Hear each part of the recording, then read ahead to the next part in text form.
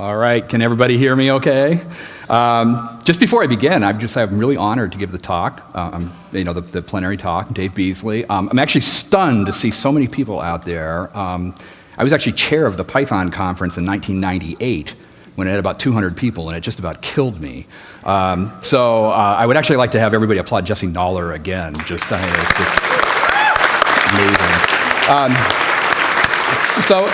So in doing this talk, I was sort of asked by the committee, why don't you come talk about something diabolical? So I have this on the slide here, and I gave that some thought. It's like, diabolical. I was sort of thinking, what do I get out of coming to PyCon? And for me, the best part of PyCon is learning about new stuff. And so I actually decided to do this talk on a topic of which I knew nothing about prior to preparing it. And so let's talk about PyPy. Essentially, PyPy, if you don't know, is Python implemented in Python, which at first glance, if you describe this to somebody, they'll think you're insane, right? It's like Python implemented in Python. It is quite a bit faster than normal Python through various magic. And just as an example of that, here is sort of some sample code that you can write. Has anybody actually seen this Mandelbrot set code on the web? I don't know whether Jeff is here or not, but if he is, he should come talk to me afterwards. We'll sort you out. But this is some code that renders a Mandelbrot set. You run that in CPython, it takes about 500 seconds. You run it in PyPy, and it's like 200 seconds. Doing nothing, just like a 2.5 times speed up. Pretty amazing. But this really doesn't even do PyPy justice, actually. I mean, I have some Mandelbrot set code of my own that I use sometimes in training classes. And I try that, and I get it running 34 times faster. I mean, so I have the non-obfuscated, Python code. I think that's just amazing. And the thing that I really like about this is that I don't have to do anything. I mean, I basically just download, PyPy and run it. This is also my attempt to subvert the PyCon conference with Perl programming. But there's something there in PyPy where it's like, wow, this is great. I don't have to do C extensions. I don't have to mess around with stuff. It just runs faster. So you can look at that project and you can say, okay, it's clearly seems to be faster than CPython in many ways. And there's a lot of magic going on underneath the covers of PyPy. It's doing just-in-time compilation. It's doing translation to C. A lot of very advanced optimization going on. But that's actually not what I want to talk about in this talk. So this is not really a performance talk. What I really want to talk about is which one can you mess around with and maybe fix with a pocket knife or something like that. Maybe in the dark, or under a deadline, or, I actually have some experience with, I'm a little bit curious, how many people ever drove like an old VW Bug? Oh, okay, I have a few. Did any of you have to fix it with like a screwdriver or duct tape or anything? Okay. So this is something that I actually have some experience with, and I would just like to comment for those of you at the tip boss last night, I hope you left the pizza guy a tip. Okay, because I drove a Bug delivering pizza before I was doing programming, and I did have to actually fix it with a pocket knife from time to time. So what this talk is really about is just this idea of thinking about tinkering with PyPy. Is the PyPy project, with all of that performance, is that something that you can mess around with? And if so, how do you do it? So, and I think tinkering is something that's actually really important. I mean, if you think about CPython, you've got all the patches that people apply to it. You have the different TEPs that people propose. You have extensions to it. And my favorite, you're going to love this, you even have Python ideas, okay? So there's a whole ecosystem of hacking on CPython, and to me it really matters. I mean, a number of you saw, like talks that I've given about the global interpreter lock. I wouldn't have been able to do that if I couldn't tinker with it. I mean, if it was, that wasn't possible. If I go further back in my history, I mean, one of the first things I did with Python was port it to the connection machine, which is a big parallel computer. And, in doing that, we didn't look at Python for performance. We actually looked at it because we could hack on it. I mean, it was like simple enough of an implementation that you could hack on it and do stuff with it. And just at the conference here, I think this tinkering stuff just makes cool stuff. I've just been blown away by the RPython notebook stuff that I've been seeing. And I know there's like a ton of tinkering and messing around went into that. And so this question about PyPy, I mean, if PyPy has the promise, and it's a great performance, and I can be totally lazy, and I don't have to think about anything and run around, just run it. I have this question, is it something that you can mess around with? And how do you do it? And I worry a little bit that it might just be this evil genius project. I mean, I actually worry that the programming model for PyPy might be that. This is from the tutorial the other day. We have actually Mike Mueller up front with Alex, Magic, and Armin surrounding him. Those are some of the the PyPy core developers doing something. And so that's actually something to think about. And just as a little confession, I actually will admit that PyPy scares me a little bit. I don't know whether it scares anybody else, but it does scare me a little bit, just because of the lot of moving parts, a lot of pieces to it. I worry a lot about the complexity of it. Is it like the super board from last year, or is it like a Cray 1, which is the same, at the same time period, which is over on the right? So this question of can you mess around with PyPy? I think it's an honest question to ask, and the answer is I don't know. I'm just going to admit this is the punchline of this talk. I don't know whether you can mess around with it or not. But I decided to do an experiment with that. So that's really what I'm going to talk about is this experiment. Can you go in and mess around with PyPy, doing it from scratch? I have actually never done anything with the PyPy project before, never contributed any patch to it. I submitted like one bug report against the global interpreter lock because that's my duty. But that's like the extent of it. And I sort of wanted to see whether I could do this just using what they provide, like source code, documentation, papers, and so forth. There are some constraints. I do have kids, married, I'm trying to sell condos. I have to run away from Julie Steele all the time because I'm like so far behind on the Python cookbook project. There's like other things going on. So this had to be sort of a part-time project. And then just so you know, tinkering with PyPy to me is not the same as just using it. I mean, if I want to use it, just download it and use it. That's not very interesting. And the other thing is that tinkering with it is not the same as creating it. I don't have any illusion that I'm just going to download this and implement a JIT, right? I mean, I'm not smart enough to do that. So what I'm thinking of is more things like bug reports, maybe make extensions to it, make patches, study it. You guys need to start PyPy ideas, by the way, so post on there. But that's really what I'm thinking about. So what I'm going to do is actually kind of take you through this sort of, what it looks like to mess with this. And if you, I would actually encourage you to follow along, although maybe I don't want all 1,800 people downloading it right this second off the web page. But if you want to start, go to pypy.org. And to mess with it, you really do need the source code. That's, if you're going to, source code is for tinkering, so go get that. One of the things that you'll find is that PyPy is indeed a version of Python written in Python. This sort of blows your mind the first time you sort of see this. But if you go download the source for PyPy, you'll get maybe like a PyPy 1.8 directory. And if you go in there, there's sort of a bin directory that you can find, and there's a script in there called py.py. And you run it under Python. I'm actually running it under Python 2.7 here. So you can type that, and it will sit there and kind of think about it for a little bit. It's a little bit frightening. It's running the C compiler at the moment. Talk about that later. But it's sitting there very slowly coming up. It's actually making Java look kind of good right now. So wait just a second here for the, okay. 18 seconds to start up. Okay, but it is indeed a version of Python, written in Python. Okay, so you can type Python code into it.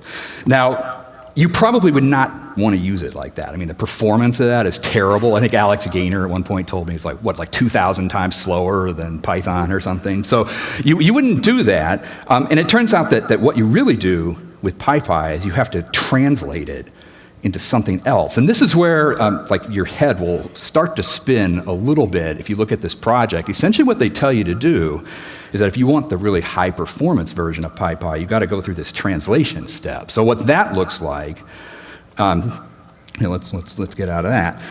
They essentially tell you to go down into a deep subdirectory of the project, and then you just run translate with some options, and then you just sit back. Okay, so now this actually takes a while. I'm going to talk about what happens here, but this is essentially building PyPy from source. I'm actually a little curious, how many people have actually done this, build PyPy from source? Okay, a fair number of you.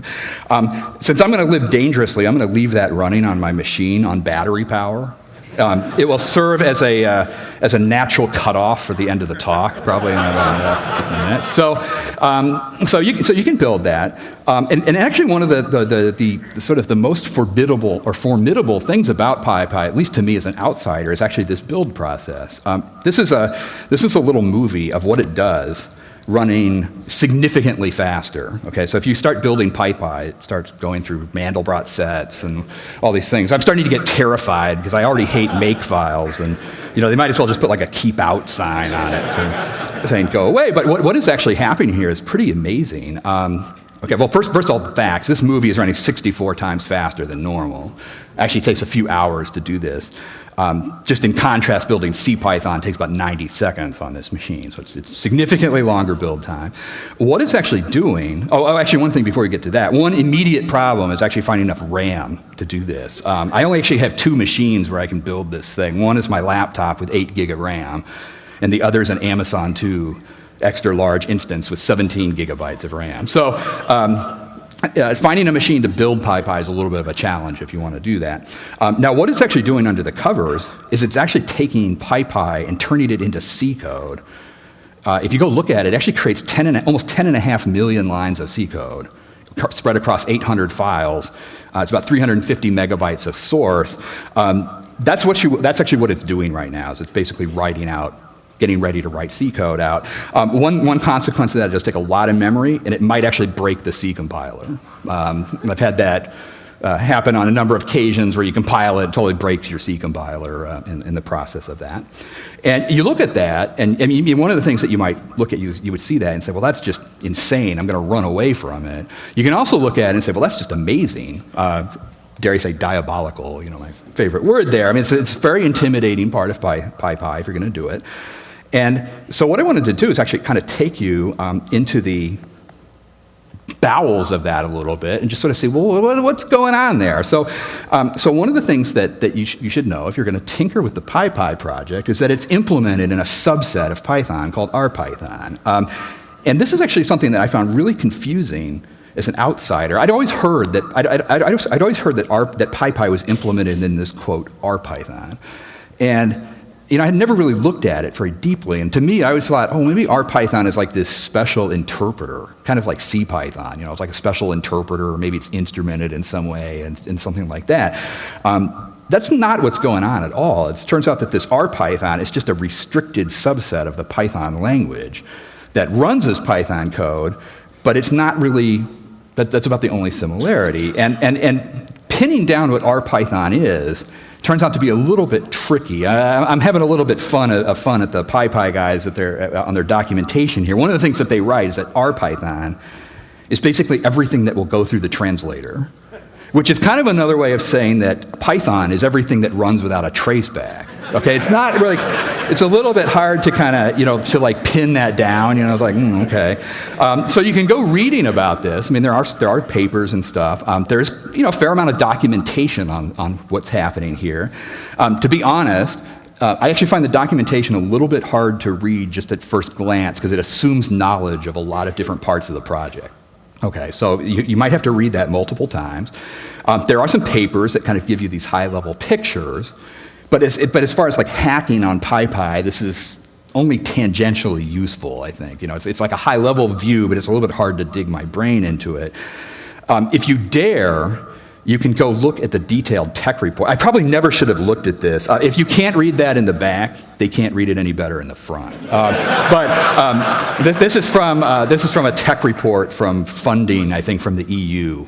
So PyPy had some funding. To be fair, they had to write it like that to get funding. So as an ex-academic, if they didn't write it really confusing like that, they wouldn't get any money. So you can look there. You can look at the source code, but that's also pretty daunting. It's like 4,500 Python files, about 1.25 million lines of source, not counting blank lines, and it's like just jumping into that is sort of daunting as well.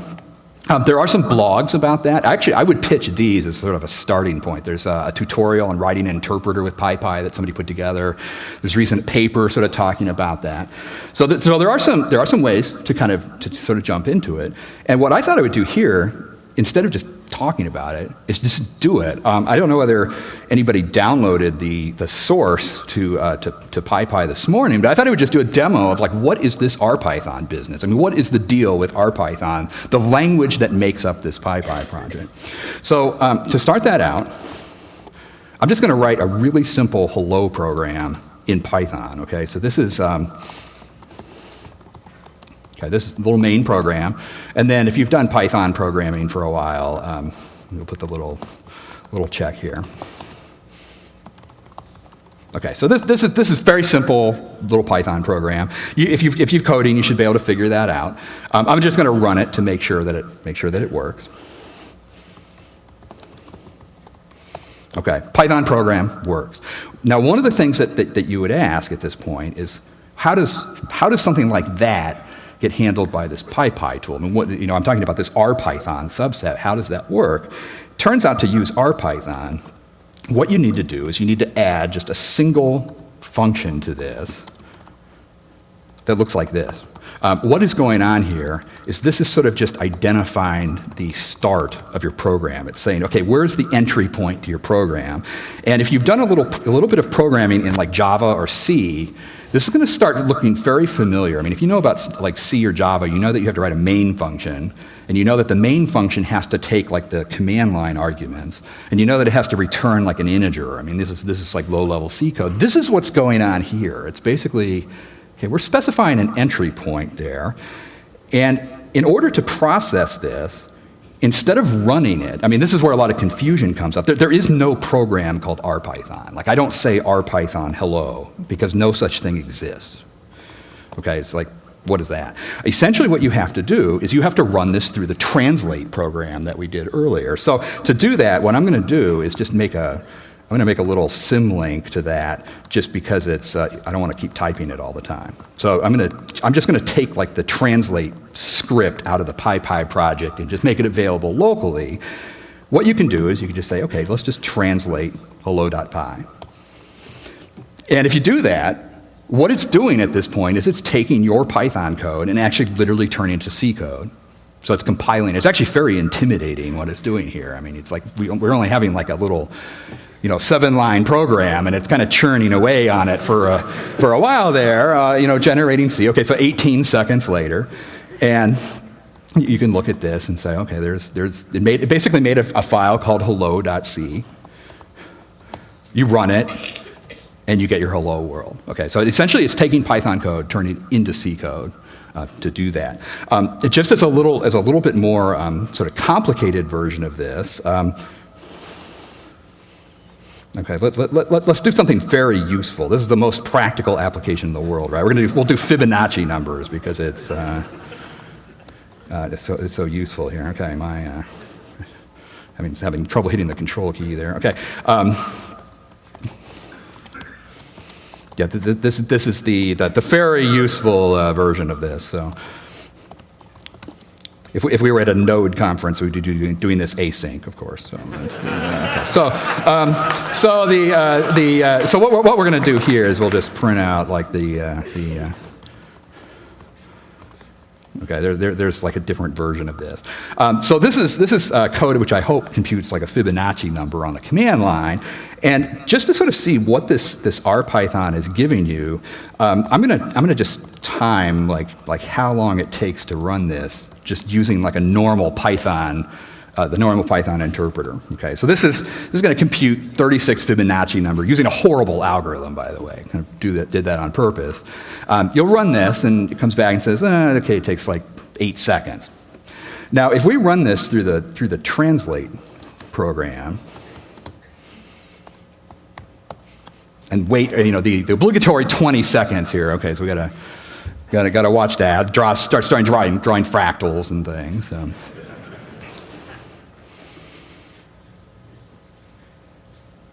It's a good way to intimidate your friends while you do that. Okay, so 18 seconds. What this is going to do is it's going to make a C program that will run the Fibonacci number, and we'll just time that, 0.17 seconds. Okay, so the big thing, the big thing that you're getting, looks like I'm a little bit off the side of the screen there, is you're getting significantly better performance on that. I mean, essentially, it's taking your Python code and it's taking it to C code. In fact, you can actually look at that C code if you're extremely insane, actually. So if you were to like copy the directory where it put that, you will go. You can drop down and sort of see a bunch of C files that get generated by this. I believe that the function is actually in this file called implement.c, and you can do a search for the Fibonacci code in there and see what you find. That's what it looks like. It's not very readable. It's got lots of go-tos in it. Wouldn't muster probably code review if you were to write like that. But it is turning it down into C code underneath the cover. Now one of the big picture things about this as well that I wanted to do, I actually have a C version of this program that I sort of wrote in advance here. So this is just C code that does the same thing. If I run this through the C compiler and then timed that, it's actually slower than what RPython made. Now, okay, so now in the defense of the C compiler, I did not specify any optimization. Okay, so if I do some optimization on it, I can still come down a bit. Okay, so but essentially RPython, I mean, it's taking Python, it's taking down to C. You're getting performance comparable to C, and really the big idea on that project is that they can write the Python interpreter in this Python-like language and take it down to something that's comparable to C Python. I mean, that's really what they're doing with that. So that's a little bit of a taste of what's going on. Now, there are some things that you cannot do. I wanted to actually illustrate just a few of the limitations of RPython. One of the things that you do not get is you do not get any of the dynamic features of Python. There's a reason why it's called restricted. So, for instance, if you had let's say you had like a list of nums, 1, 2, 3, 4, and you said for x in nums, print x, that will actually work fine.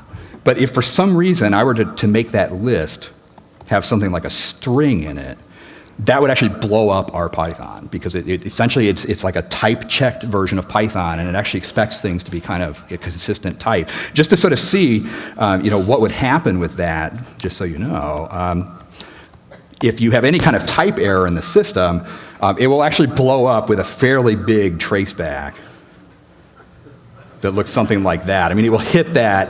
It takes a little bit of time to kind of figure out what's going on, but it's essentially complaining that you have inconsistent types in the type system. So to sort of summarize this sort of aspect of it, this RPython, it's kind of this restricted set of the Python language that they use to implement the Python interpreter. There will be a quiz later, by the way.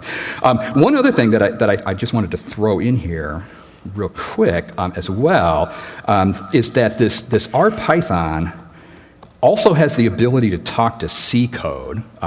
Because it's kind of going to C, there are hooks to make it kind of talk to the rest of the world. I thought I'd just sort of show an example of that so you can see what that looks like.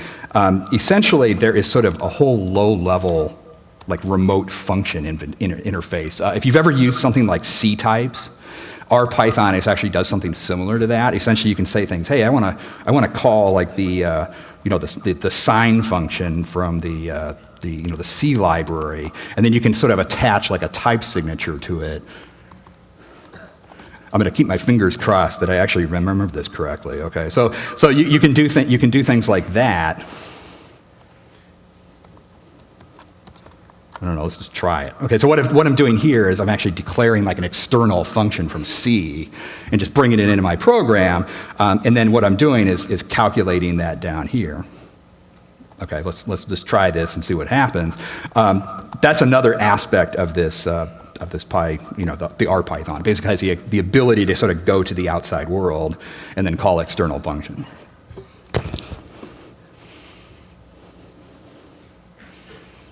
It's a built-in pause for me to rest here.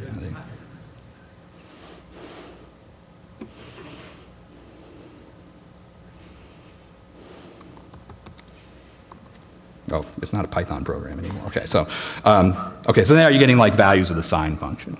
So that's a little bit of a taste of that. It's essentially they have this RPython. It's essentially a completely different language almost. I mean, it's Python syntax, but it's really like working in a compiled language. You have to compile it, you have to translate it.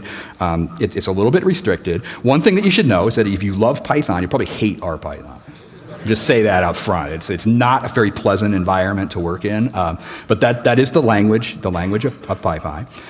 One of the things that it's doing, just so you know, a little illustration of it, is that it is using something known as type inference to process your code. Essentially what it does is it looks at your code and it sees how you use types and it says, oh, there's an int there. Oh, so that must be an int. Oh, and you're returning an int, and that's an int. And essentially what it's doing is it's looking at your code and just applying types across it.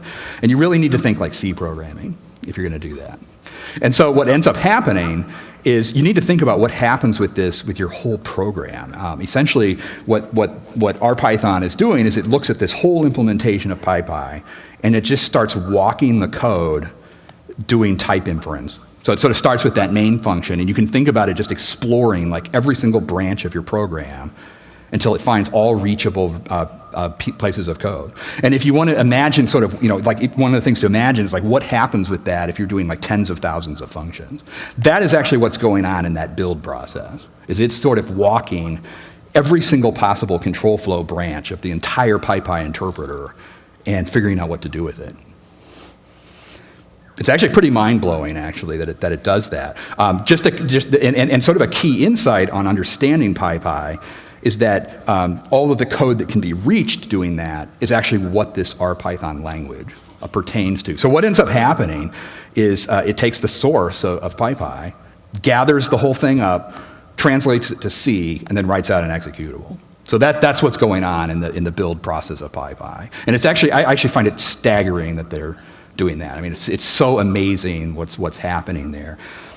I think it deserves kind of obligatory, like Dr. Strangelove reference there. I mean, if you look at that, it's like, just completely blow your head up, sort of looking into that.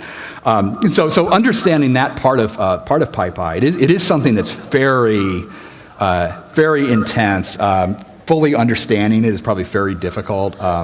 I don't know whether it has like souls of PhD students in there or whatever, but that's a little bit of a taste of what it's doing.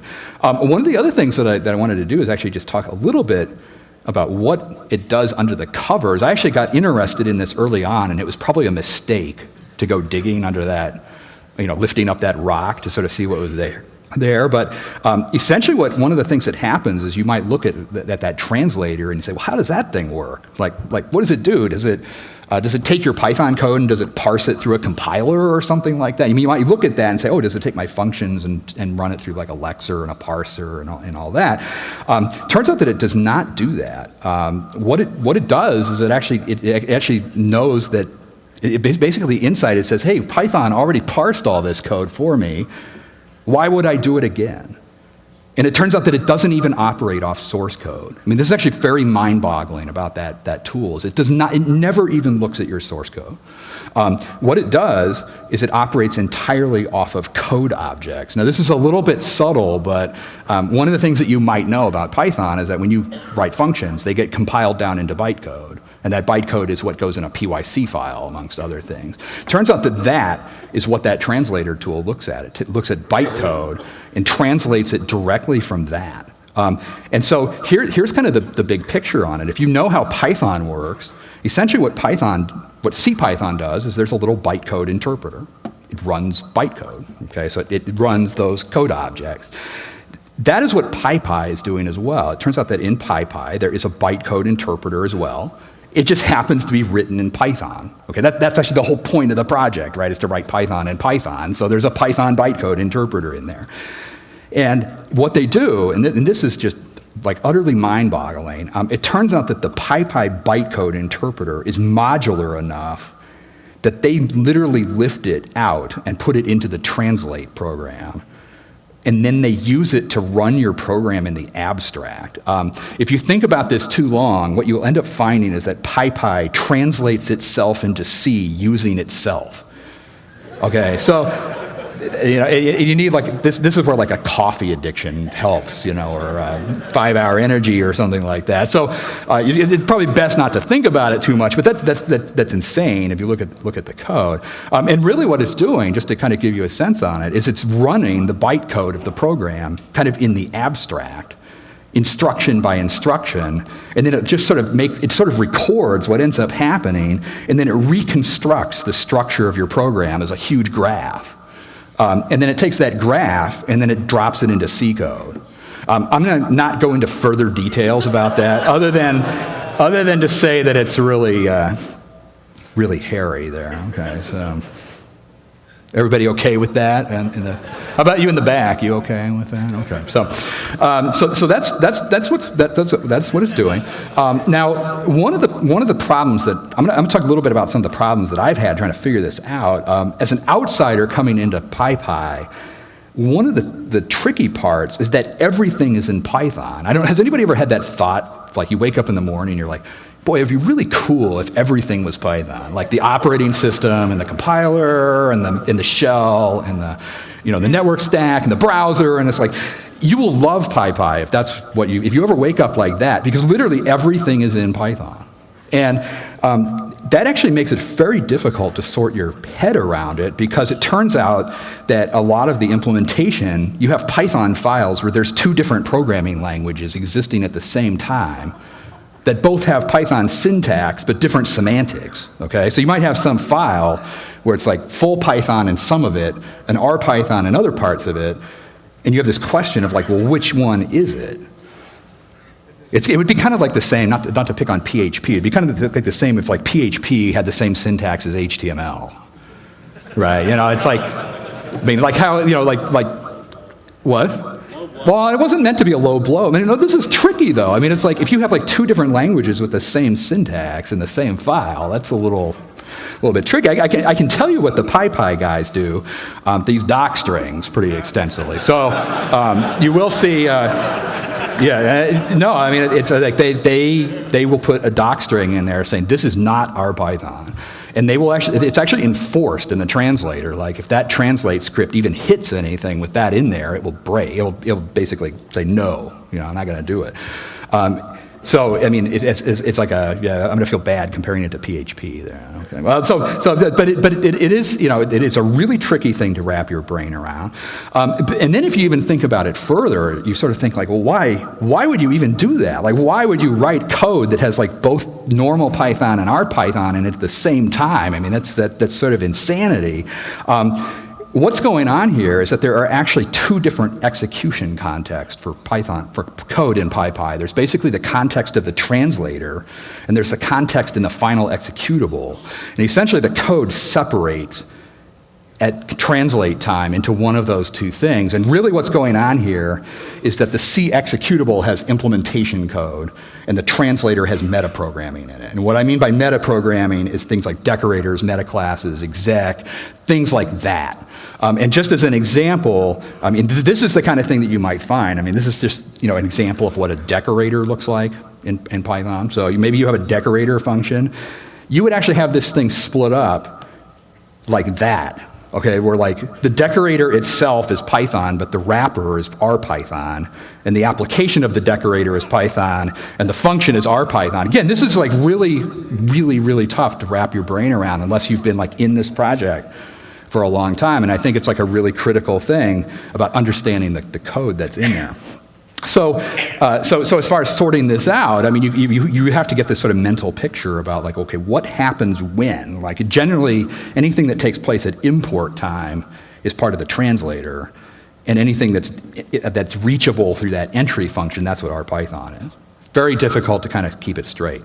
The other thing that I would sort of throw out there, there's even more to this. There's a whole aspect of RPython that concerns access to foreign code. I gave a little example of that earlier, but there's like a configuration system. It can do things similar to autoconf. Not to, I don't know that you've done autoconf, but it can do things like discovery from the C compiler. Rather than talk about that, I thought I'd actually just throw you into some like real PyPy code and just sort of just see what you found. Just because this is meant to be sort of a diabolical talk, why don't we go into the thread library. Okay, so this is code from PyPy. You can sort of see what it looks like. There's some other challenges too. There's a lot of imports, a lot of submodules that you need to look at. But what you will see is things like this. Actually, this little bit of code here. This is actually PyPy source doing autoconf makefile stuff. It's actually going out and discovering things about the thread library. So you'll see things like it's specifying, like C header files, include directories. It's looking for different things, declaring external functions. Here's an example of this like not RPython thing. Okay, so you have some source where it's saying, okay, that is not RPython, and this is more calling out to C. The GIL. Okay, let's look at that. Okay. Okay, well, I'll come back to that. Okay, so, but this, this is what a lot of the code, looks like. There's a lot of, these are some meta-programming features. You see a lot of use of decorators, basically. In this decorator, keep in mind, that's part of, basically, the translator. The function is part of RPython. Again, very, very difficult thing to kind of sort out. So that's what a lot of the code looks like. And how am I doing on time, by the way? Am I? Okay. So one of the quandaries that I had at this point, so I sort of got to this point in the talk, and I'm like, how am I going to end this talk? Because I sort of feel like I haven't even really told you anything about PyPy. I haven't told you how the JIT works. I haven't there's a lot of different pieces to it. So how in the world am I going to end this thing? And then I kind of had this realization that I just don't even know how it works yet. I mean, I feel somewhat, somewhat defeated by the thing. Like if you were to ask me, well, how does the PyPy JIT work? No idea. I mean, other than what they've told me at conferences and so forth. So it's a little bit defeated. But then I sort of started thinking about it, and it's like, I don't even know how CPython works. Okay, now you could say, okay, how the hell is this guy giving a keynote talk if he doesn't know how CPython works? But it's true though. It's like if you were to ask me about how a lot of different parts of CPython work, I don't know.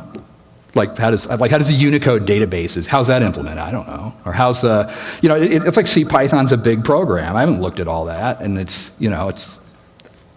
don't know how all of it works. So okay, you can say, okay, how is Dave up here?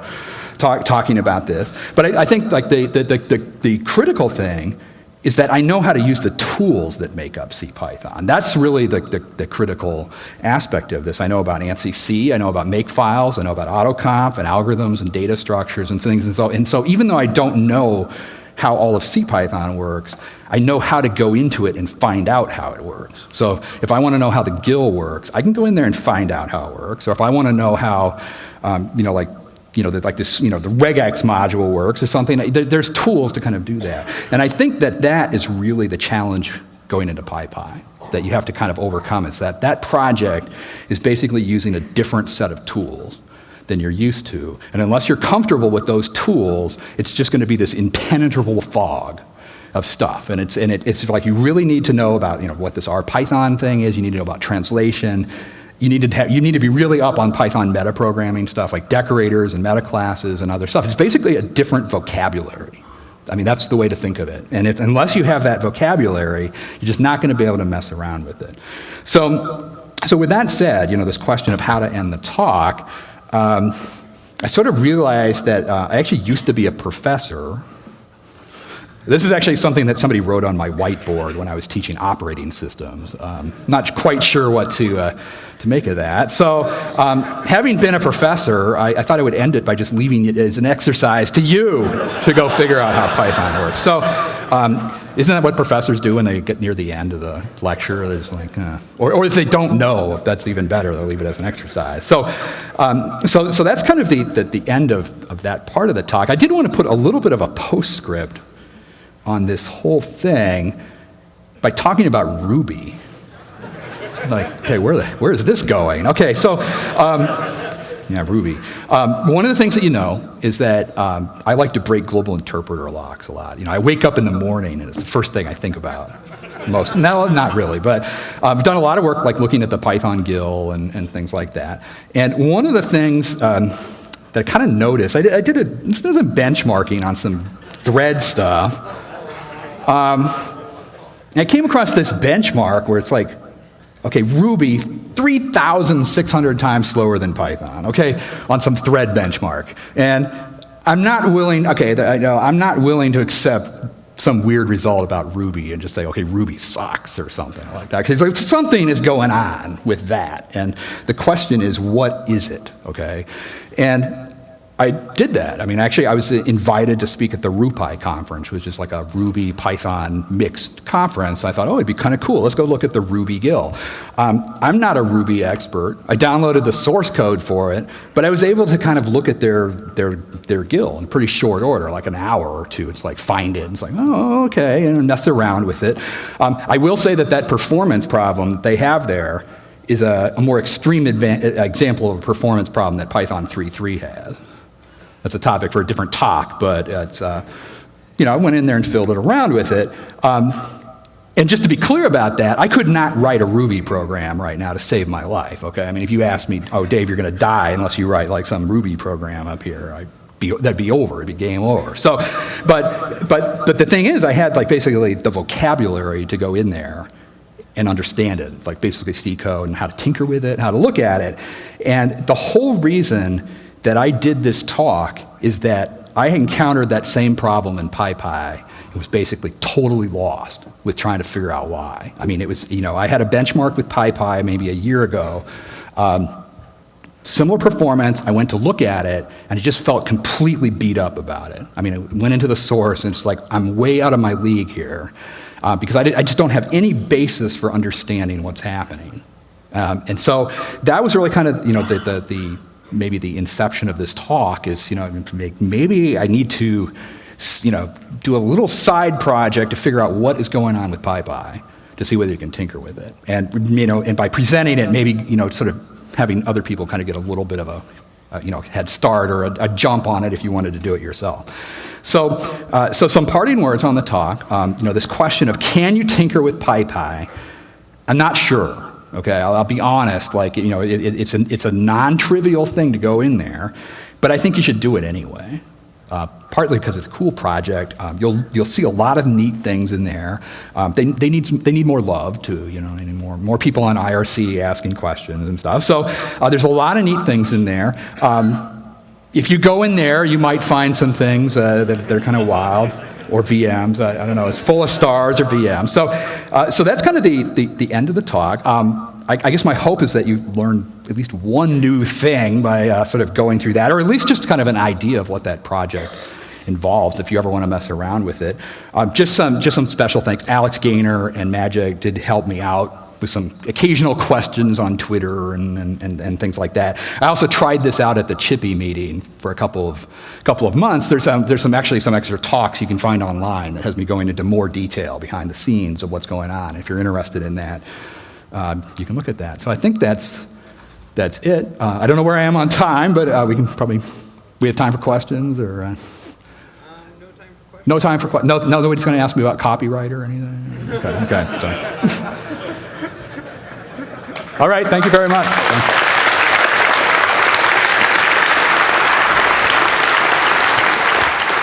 What's up? That's awesome.